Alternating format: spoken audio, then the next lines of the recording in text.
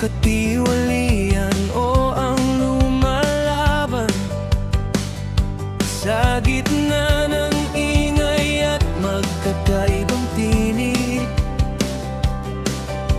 Paano mahahanap ang daang matuwid? Naawa tayo sa traffic at paghihintay, sa mga lansanggang halos di na gumagalaw.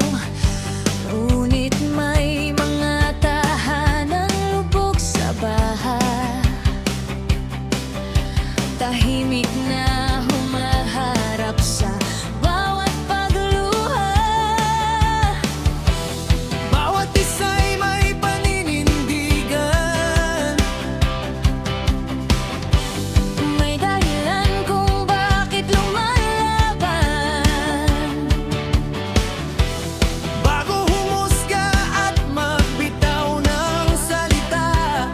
Subukan munang unawain Ang bawat panig nila. sino ang kalaban, sino ang kasama. Bakit ang puso'y tila nahati na? Kung ang hangad ay ikabubuti ng bayan, bakit galit ang siyang napapamagitan? Sa halip na pagtawa at pangungutya, paggalang sana ang ating sandata. Magkaiba man ang ating paniniwala, isang Pilipinas pa rin ang ating tahanan. Hindi kailangang manaig ang ego,